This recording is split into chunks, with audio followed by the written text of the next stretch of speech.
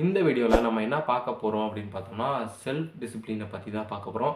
இந்த செல்ஃப் டிசிப்ளினை எப்படி இம்ப்ரூவ் பண்ணுறது அப்படின்னு பார்க்க போகிறோம் இந்த வீடியோவில். ஸோ ஸ்கிப் பண்ணாமல் பாருங்கள், சரியா? ஸோ இந்த செல்ஃப் டிசிப்ளின்னா என்ன அப்படின்னா நம்மளே புஷ் பண்ணுறது. எதுக்கு? Moving forward for our life. Okay, so இதுக்காக இந்த செல்ஃப் டிசிப்ளின் யூஸ் ஆகுது. லாங் டேர்ம் கோலை ஷார்ட் டேர்ம் ப்ளஸருக்காக விட்டு கொடுக்கறது. அண்ட் தென் நம்ம எமோஷ்னலாக திங்க் பண்ணாமல் லாஜிக்கலாக திங்க் பண்ணுறது. இந்த சின்ன சின்ன கவலைகள்லாம் நம்ம மனசுக்குள்ளே போகாமல் பார்த்துக்கிறது.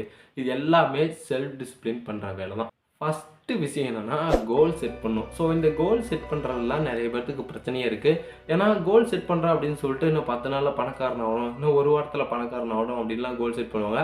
கண்டிப்பாக வாய்ப்பே இல்லை. ஸோ அந்த மாதிரிலாம் நீங்கள் பணக்காரனா உங்களுக்கு ஒன்று லாட்ரி சீட் தான் அடிச்சிருக்கணும், இல்லை நீங்கள் ஏதோ ரிசர்வ் பேங்க்கில் போயிட்டு ஆட்டியை போட்டு வந்திருக்கணும். ஸோ இதுதான் நடக்கணும்.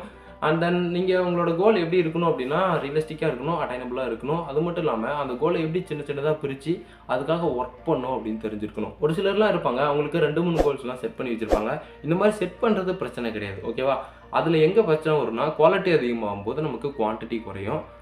குவான்டிட்டி அதிகமாகும் போது நமக்கு குவாலிட்டி குறையும். அதனால் இந்த மாதிரி கோல் செட் பண்ணும்போது நீங்கள் எந்த அளவுக்கு ஹார்டாக ஒர்க் பண்ணுறீங்களோ அந்தளவுக்கு நமக்கு அந்த பெனிஃபிட்லாம் திரும்பி வரும், ஓகேவா? ஸோ இதுதான் இங்கே மேட்ரு. நீங்கள் கோல் செட் பண்ணும்போது பார்த்து செட் பண்ணுங்கள். கோல் செட் பண்ணால் மட்டும் போதாது, அதுக்காக எப்படி ஒர்க் பண்ணணும் அப்படின்னு தெரிஞ்சிருக்கணும். நீங்கள் இந்த மாதிரி கோல்லாம் செட் பண்ணும்போது அது ஆட்டோமேட்டிக்காக உங்களுக்கு ஒரு டிசிப்ளினை கொடுக்கும். அந்த டெய்லி ரொட்டீனை ஃபாலோ பண்ணுற மாதிரி ஒரு ஆட்டோ டிசிப்ளின் உங்களுக்குள்ளே வந்துடும். செகண்ட் பாயிண்ட் என்னென்னா ஸ்டே மோட்டிவேட்டட். ஆக்சுவலாக நம்ம ஏன் மோட்டிவேட்டடாக இருக்கணும் அப்படின்னா, ஸோ நம்ம கோல் செட் பண்ணிட்டோம் இல்லையா, நம்ம ஏதோ ஒரு யூடியூப் வீடியோ பார்த்தோ இல்லை ஏதோ ஒரு ரீல்ஸை பார்த்தோ, ஸோ நாளைக்கு இப்படி வரணும் அப்படின்னு நம்ம ஏதோ ஒரு கோல் செட் பண்ணியிருப்போம். ஸோ அந்த யூடியூப் வீடியோவோட அந்த ரீல்ஸோட அந்த எஃபெக்ட் ஒரு 2-3 நாளைக்கு மட்டும்தான் இருக்கும். அதுக்காக மட்டும்தான் நம்ம ஒர்க் பண்ணுவோம். அந்த மோட்டிவேஷன் இருக்கிற வரைக்கும் மட்டும்தான் நம்ம ஒர்க் பண்ணுவோம். அதுக்கு மேலே அதை நம்ம கண்டுக்கவே மாட்டோம். ஸோ அதே போல் தான் அந்த மோட்டிவேஷன் நமக்கு எவ்வளோ இருக்கோ அந்த அளவுக்கு நம்மளோட செல்ஃபை இம்ப்ரூவ் பண்ணுறதுக்கு நம்ம ஒர்க் பண்ண ஆரம்பிப்போம். இதுதான் கான்செப்ட்டு. ஸோ அதனால் முடிஞ்ச வரைக்கும் நம்ம எவ்வளோ மோட்டிவேட்டடாக இருக்கோம் அப்படின்றது நம்மளோட கையில் தான் இருக்குது. நீங்கள் ஏதோ ஒரு வீடியோ பார்த்து மோட்டிவேட் ஆகலாம், இல்லை உங்களுக்குள்ளேயே நீங்கள் உங்கள் ஃப்யூச்சரை நினச்சி இதுக்கு மேலே இப்படி இருக்க போகிறோம் அப்படின்றத நினச்சி நீங்கள் மோட்டிவேட் ஆகலாம். எப்படி வேணால் மோட்டிவேட் ஆகி உங்களோட செல்ஃப் டிசிப்ளினை வளர்த்துக்கலாம். சின்ன குட்டி ஸ்டோரி சொல்லணும் அப்படின்னா, பாடி ஃபேட்டை குறைக்கணும்னு நினைக்கிறவங்க ஒரு வாரத்தை கண்டினியூஸாக ஜிம் போவாங்க. அதுக்கு மேலே பார்த்தீங்கன்னா அது கஷ்டமாயிடும், அது ரொம்பவே சலுப்பான ஒரு விஷயமும் மாறிடும். ஏன்னா திரும்ப பண்ணிட்டு இருக்கனால ஆட்டோமேட்டிக்காக அது சலுப்பாயிட போகுது. அதுக்கு மேலே அந்த ஒர்க்கை அவங்க பண்ண மாட்டாங்க. இல்லை அவங்களுக்கு ஒர்க் அதிகமாக இருக்கும், இல்லை அவங்களுக்கு ஸ்கூல் காலேஜ் போயிட்டு வரதுனால டைம் இல்லாமல் இருக்கலாம். ஸோ இந்த மாதிரிலாம் இருக்கிறதுனால அவங்களுக்கு என்ன பண்ணுறதுன்னு தெரியாமல் அந்த ஃபேட்டை குறைக்கணும் அப்படின்ற எண்ணம் அவங்கள விட்டு சுத்தமாக போயிடும். மறுபடியும் கொஞ்ச நாள் கழிச்சு ஒரு வீடியோ பார்த்தாங்கன்னா கொஞ்சம் மோட்டிவேட் ஆனாங்கன்னா அதுக்காக ஒரு வாரம் போவாங்க, அதுக்கு ஜிம் போவாங்க, அவங்களோட ஃபேட்டை குறைக்க பார்ப்பாங்க, அதுக்கப்புறம் எதுவுமே பண்ண மாட்டாங்க. இப்படிலாம் இருக்காமல் நம்ம ரெகுலராக கண்டினியூஸாக நம்ம ஜிம் போயிட்டு அந்த ஃபேட்டை குறைக்கணும் அப்படின்ற எண்ணம் இருக்கிறதுனால செல்ஃப் டிசிப்ளின் அப்படின்றது ஆட்டோமேட்டிக்காக நமக்குள்ளே வர ஆரம்பிச்சிடும். ஸோ எப்படியும் ஒன்று ஃபேட்டை குறைக்கணும் அப்படின்ற மோட்டிவ் இருக்கனால கண்டிப்பாக நம்மளால் அந்த ஃபேட்டையும் குறைச்சிட முடியும். தேர்ட் பாயிண்ட் என்னென்னா அப்டக்கல்ஸை ஃபேஸ் பண்ணணும். அப்டக்கல்ஸ்னால் நம்மளோட கம்ஃபர்ட் ஜோனை விட்டு வெளியே வரணும். நிறைய பேர் என்ன பண்ணுவாங்க அப்படின்னா, அந்த கோலுக்காக ஒர்க் பண்ணும்போது ஸோ அது ஏதோ ஒரு விஷயம் தப்பாக போயிடுச்சு அப்படின்னா அந்த ரிஸ்க் எடுக்க பயப்படுவாங்க. இந்த மாதிரி ரிஸ்க் எடுக்க பயந்தால் நம்மளால் எதையுமே கற்றுக்க முடியாது. நம்ம எப்போ ரிஸ்க் எடுக்க ஆரம்பிக்கிறோமோ அப்போ தான் நம்ம புதுசாக நிறைய விஷயங்களை கற்றுக்க முடியும். ஸோ ஒன்ஸ் நம்ம ரிஸ்க் எடுக்க தயாராகிட்டோம் அப்படின்னா ஈஸியாக நம்மளால் அதை கண்டிப்பாக முடிச்சிட முடியும். ஸோ அந்த விஷயத்தை முடிச்சுட்டு அடுத்த திங்குக்கு போகிற மாதிரி தான் நம்மளோட தாட் இருக்குமே தவிர,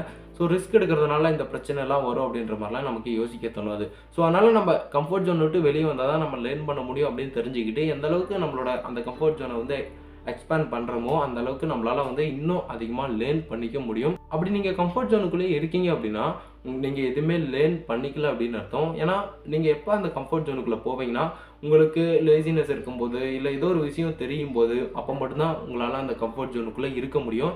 பட் ஒன்ஸ் நீங்கள் அந்த கம்ஃபர்ட் ஜோனை விட்டு வெளியே பழகிட்டீங்கன்னா உங்களால் எக்கச்சக்கமான விஷயங்களை லேர்ன் பண்ணிக்க முடியும். இது கண்டிப்பாக செல்ஃப் டிசிப்ளினுக்கு ரொம்ப யூஸ்ஃபுல்லான ஒன்றா இருக்கும்.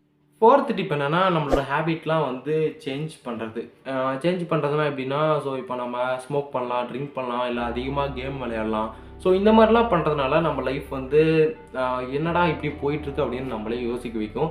ஸோ அதனால் செல்ஃப் டிசிப்ளினை இம்ப்ரூவ் பண்ணணும் அப்படின்னு நினச்சோம்னா நம்மளோட ஹேபிட்லாம் ரீப்ளேஸ் பண்ணணும். இந்த மாதிரி ரீப்ளேஸ் பண்ணுறதுனால நமக்கு தான் பெனிஃபிட்டு. ஆக்சுவலாக 2 to 3 ஹவர்ஸ் கேம் விளாட்றோன்னா ஜஸ்ட் 1 ஹவர் விளையாண்டுட்டு 2 to 3 ஹவர்ஸ் வந்து வேறு ஏதாவது பார்க்கலாம். மீதி 2 ஹவர்ஸ் தான் இருக்குமா, சாரி கணக்கில் வீக்கு. ஸோ மீதி 2 ஹவர்ஸ் வந்து வேறு ஏதாவது நம்ம பண்ணலாம். நீங்கள் ஸ்மோக் பண்ணுறது, ட்ரிங்க் பண்ணுறது இந்த மாதிரிலாம் பண்ணுற மாதிரி இருந்தால் தயவு செஞ்சு அதெல்லாம் ஸ்டாப் பண்ணிவிடுங்க. ஏன்னா இப்போ நீங்கள் என்ன கேட்ட வார்த்தைலாம் திட்டுவீங்க தெரியும். ஏன்னா அதெல்லாம் நிறைய பேர்த்தால ஸ்டாப் பண்ண முடியாது. பட் ஸ்டாப் பண்ண ட்ரை பண்ணினாவே நீங்கள் செல்ஃப் டிசிப்ளினை லேர்ன் பண்ணிட்டுருக்கீங்கன்னு அர்த்தம். ஸோ இந்த மாதிரி செல்ஃப் டிசிப்ளின் எதுக்காக யூஸ் ஆகுதுன்னா உங்களோட செல்ஃபை கண்ட்ரோல் பண்ணுறதுக்காகன்னு சொல்லியிருக்கேன் இல்லையா. ஸோ அதுக்காக தான் நீங்கள் எப்போ வந்து ட்ரிங்க் பண்ணுறது வர்றீங்களோ, எப்போ வந்து ஸ்மோக் பண்ணுறது வர்றீங்களோ அப்போவே நீங்கள் வந்து செல்ஃப் டிசிப்ளினை லேர்ன் பண்ணிட்டுருக்கீங்கன்னு அர்த்தம். ஸோ இந்த செல்ஃப் டிசிப்ளினை லேர்ன் பண்ணுறது மூலிமா நம்மளால் கண்டிப்பாக சரக்கு அடிக்கிறது, தம் அடிக்கிறத விட்டு கண்டிப்பாக வெளியே வர முடியும். இன்னும் நிறைய பேர் என்ன பண்ணியிருக்காங்கன்னா சோசியல் மீடியா வந்து யூஸ் பண்ணிட்டு இருப்பாங்க. குறைஞ்சது 3 to 4 ஹவர்ஸ் வந்து சோசியல் மீடியாவை யூஸ் பண்ணிடுவாங்க. இந்த மாதிரி யூஸ் பண்ணுறது தம் அடிக்கிறதோட சரக்கு அடிக்கிறதோட மோசமான விஷயம். அதனால் முடிஞ்ச அளவுக்கு சோசியல் மீடியாவை அவாய்ட் பண்ணிவிட்டு ஏதோ யூஸ்ஃபுல்லான ஏதோ ஒரு கண்டென்ட் பாருங்கள். நீங்கள் இன்ஸ்டாகிராம், ஃபேஸ்புக் இந்த மாதிரிலாம் யூஸ் பண்ணுறதுக்கு பதிலாக கொஞ்சம் யூடியூப் யூஸ் பண்ணீங்க அப்படின்னா உங்களால் நிறைய நாலேஜ்ஃபுல்லான விஷயத்தை வந்து தெரிஞ்சிக்க முடியும். யூடியூப்லேயே நிறைய சேனல்ஸ் இருக்குது. எப்படி வந்து நம்மளோட செல்ஃப் இம்ப்ரூவ் பண்ணுறது, அண்ட் தென் நம்ம கோல் எப்படி செட் பண்ணுறது, நம்மளோட லைஃப்பை எப்படி வந்து பெட்டராக கொண்டு போகிறது, இந்த மாதிரி நிறைய இருக்குது. பட் இன்ஸ்டாகிராமில் ஆக்சுவலாக எல்லாமே உண்மையாக இருக்கும் அப்படின்னு எந்த அவசியமே கிடையாது. யூடியூப்லேயும் எல்லாமே உண்மையாக இருக்கும் அப்படின்னு அவசியம் கிடையாது. எல்லாமே கேமராவுக்கு பின்னாடி பேசுகிறதுனால எது உண்மை எது பொய்ன்னு கண்டுபிடிக்கிறது ரொம்பவே கஷ்டமான ஒரு விஷயம்.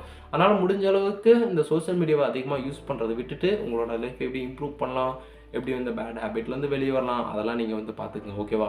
முடிஞ்ச வரைக்கும் இந்த மாதிரி ஹேபிட்லாம் தவிர்த்துட்டீங்க அப்படின்னா, இந்த மாதிரி ஹேபிட்லாம் தவிர்த்துட்டு கொஞ்சம் ஒரு நல்ல ஹேபிட்டாக கொண்டு வந்தீங்க அப்படின்னா உங்களோட லைஃப் மாறதை உங்கள் கண் முன்னாடி நீங்களே பார்ப்பீங்க. ஆட்டோமேட்டிக்காக உங்களோட கேரக்டர்லையும் லைட்டாக சேஞ்ச் வரும்.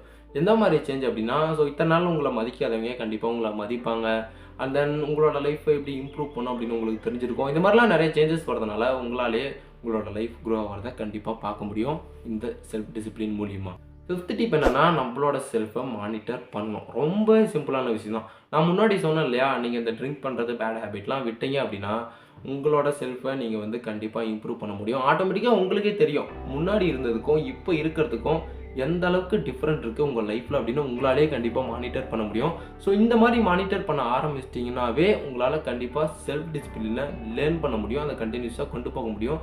அண்ட் நீங்கள் லேர்ன் பண்ணுறது மட்டும் இல்லாமல் இந்த செல்ஃப் டிசிப்ளினால தான் இந்த மாதிரி பேட் ஹேபிட்லாம் விட்டீங்க அப்படின்ற அந்த ஒரு உண்மை உங்களுக்கு புரிய வரும். ஓகேவா? ஸோ இந்த செல்ஃப் டிசிப்ளின் அப்படின்றது எல்லாத்தாலையும் கண்டிப்பாக கொண்டு வர முடியாது. உங்களுக்கு இருந்தால் கண்டிப்பாக அது ஒரு அட்ராக்டிவான ஒரு விஷயம் மட்டும் இல்லாமல் உங்களோட லைஃப்பை பெட்டராக கொண்டு போகிறதுக்கான ஒரு விஷயம் இந்த செல்ஃப் டிசிப்ளின் அப்படின்றது. ஸோ அதனால் உங்களோட ப்ராக்ரஸை மானிட்டர் பண்ண ஆரம்பிங்க. ஒருவேளை உங்களுக்கு திரும்பவும் அந்த பேட் ஹேபிட்டுக்குள்ளே போகணும் அப்படின்லாம் நினச்சா தயவு செஞ்சு இவ்வளோ நாள் கஷ்டப்பட்டதை யோசிச்சு பாருங்கள். இதுக்கு மேலே நம்ம அதை போனோம்னா இவ்வளோ நாள் கஷ்டப்பட்டதுக்கான அந்த அர்த்தமே இல்லாமல் போயிடும். ஸோ அதனால் முடிஞ்ச அளவுக்கு நீங்கள் தான் கண்ட்ரோலாக இருக்கும். உங்களுக்கு ஒரு வேளை திரும்பவும் அந்த பேட் ஹேபிட்டுக்கு போகணும் அப்படின்னு தோணுச்சுன்னா இதுக்கு தான் இந்த 6th டிப் ரொம்ப யூஸ்ஃபுல்லாக இருக்கும். இந்த 6th டிப் என்னென்னா, விஸ்வலைஸ் யுவர் ஃபியூச்சர். ஓகேவா? இவ்வளோ நாள் நீங்கள் டிசிப்ளினாக ஃபாலோ பண்ணிட்டு இருந்த அந்த கோல், ஸோ டிசிப்ளினாக ஃபாலோ பண்ணிட்டு இருந்த அந்த பேட் ஹேபிட்டை விட்டு வெளியே வந்த அந்த நாட்கள்லாம் நீங்கள் வந்து திரும்பவும் அதை விட்டு வெளியே வரணும் அப்படின்னு நினச்சிங்கன்னா உங்களோட ஃபியூச்சரை நீங்கள் வந்து விசுவலைஸ் பண்ணி பாருங்கள். ஸோ விசுவலைஸ் பண்ணுறது மூலிமா நம்ம இப்படி தான் இருக்க போகிறோம் அப்படின்றது விசுவலைஸ் பண்ணாவே ஆட்டோமேட்டிக்காக அதுக்காக நம்ம வந்து ஒர்க் பண்ண ஆரம்பிச்சிடும். நம்மளோட ஒர்க்கெல்லாம் டிசிப்ளினாக பண்ண ஆரம்பிச்சிடும். ஓகேவா? ஸோ இந்த டிசிப்ளின்ற வார்த்தை நான் ஏன் அடிக்கடி யூஸ் பண்ணுறேன் அப்படின்னா, இந்த டிசிப்ளின் இருந்தால் மட்டும்தான் நம்மளால் எல்லாத்தையுமே கரெக்டான வேலை கொண்டு போக முடியும். நம்மளோட பேத்தை விட்டு நம்ம வெளியே போகாமல் இருக்கிறதுக்கு இந்த டிசிப்ளின் அப்படின்றது ரொம்ப யூஸ்ஃபுல்லாக இருக்குது. ஸோ டிசிப்ளின் நீங்கள் எப்போ இந்த டிசிப்ளினை மெயின்டைன் பண்ணுறீங்களோ அப்போவே நிறைய பேர் வந்து உங்களுக்கு ரெஸ்பெக்ட் கொடுக்க ஆரம்பிச்சிருவாங்க. நிறைய மாற்றங்கள் உங்களுக்குள்ளேயும் நடக்கிறத நீங்கள் வந்து கண்கூடாக நீங்களே பார்ப்பீங்க. ஓகேவா? அதனால தான் சொல்கிறேன், செல்ஃப் டிசிப்ளின் அப்படின்றது ரொம்ப முக்கியமான விஷயம்.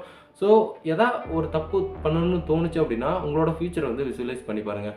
அந்த தப்பு பண்ணுறதுனால நீங்கள் எப்படி இருக்க போகிறீங்க, ஸோ அந்த தப்பை தவிர்க்கிறதுனால நீங்கள் எப்படி இருக்க போகிறீங்க அப்படின்றதெல்லாம் விசுவலைஸ் பண்ணி பார்த்துட்டு அதுக்கப்புறம் அது பண்ணலாமா வேணாமான்னு யோசிங்க. ஸோ பண்ணுறதுக்கு முன்னாடி நம்ம 1000 டைம் யோசிக்கலாம், பண்ணதுக்கப்புறம் ஒரு டைம் கூட யோசிக்கக்கூடாது. ஓகேவா? ஸோ இந்த வீடியோவில் நான் இதுதான் சொல்லணும் அப்படின்னு நினச்சேன். என்னால் சொல்ல மட்டும்தான் முடியும். அது எல்லாமே நீங்கள் தான் செய்யணும். நான் சொன்னதெல்லாம் நீங்கள் தான் செய்யணும். ஆக்சுவலாக நான் இதெல்லாம் ஃபாலோ பண்ணிகிட்டு இருக்கேன். ஸோ செல்ஃப் டிசிப்ளின் அப்படின்றது நம்ம எதுவுமே ஃபாலோ பண்ணுறது கிடையாது. ஆட்டோமேட்டிக்காக உங்களுக்குள்ளேயே வர வேண்டியது. பட் ஃபஸ்ட்டு வரணும் அப்படின்னா நீங்கள் இதெல்லாம் கரெக்டாக ஃபாலோ பண்ணாவே உங்களுக்கு ஆட்டோமேட்டிக்காக செல்ஃப் டிசிப்ளின் அப்படின்றது வந்துடும். ஆக்சுவலாக நீங்கள் இதுக்கு மேலே உங்கள் லைஃப்பை பார்த்துக்கிறது உங்கள் கையில் தான் இருக்குது. ஓகே? ஸோ இந்த வீடியோ யூஸ்ஃபுல்லாக இருந்ததுன்னா ஒரு தம்ஸ் அப் கொடுத்துட்டு மறக்காமல் சப்ஸ்கிரைப் பண்ணிட்டு போயிடுங்க. இதே மாதிரி நெக்ஸ்ட் வீடியோவில் பார்க்குறேன். Bye guys.